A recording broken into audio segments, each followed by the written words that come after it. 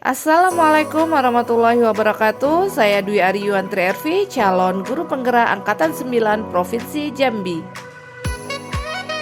Di sini saya akan memaparkan tugas modul 1.1 koneksi antar materi tentang kesimpulan dan refleksi pemikiran Ki Hajar Dewantara. Menurut Ki Hajar Dewantara, pendidikan dan pengajaran tidaklah sama. Pengajaran adalah bagian dari pendidikan. Pengajaran adalah proses pendidikan dalam memberi ilmu untuk kecakapan hidup anak secara lahir dan juga batin. Pendidikan pada hakikatnya adalah memberi tuntunan terhadap segala kekuatan kodrat yang dimiliki anak agar mencapai keselamatan dan kebahagiaan setinggi-tingginya, baik sebagai manusia maupun sebagai anggota masyarakat. Pendidikan menciptakan ruang bagi peserta didik untuk tumbuh secara utuh agar mampu memuliakan dirinya dan orang lain serta menjadi mandiri. Apa yang Anda percaya tentang murid dan pembelajaran di kelas sebelum Anda mempelajari modul 1.1?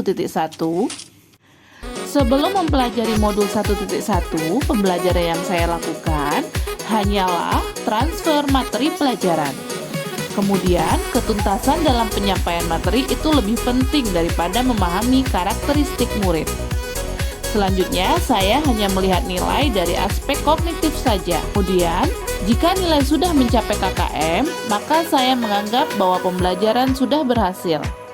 Dalam hal ini, murid hanyalah sebagai objek pembelajaran, sehingga pembelajaran yang saya lakukan berpusat pada guru atau teacher center.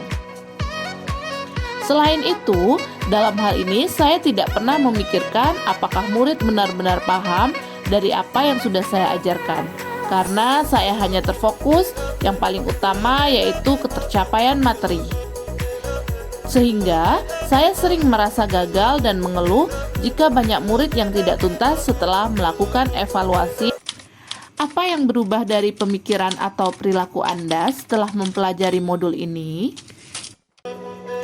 Setelah mempelajari modul 1.1, saya menyadari seharusnya saya melakukan proses pembelajaran secara menyeluruh berdasarkan aspek pembelajaran, yaitu sesuai dengan kognitif, afektif, psikomotor, spiritual, sosial, dan budaya.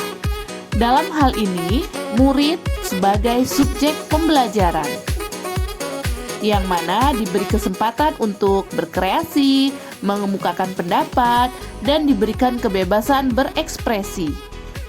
Sehingga guru bisa sebagai fasilitator pembelajaran. Selain itu juga harus mempelajari karakteristik murid.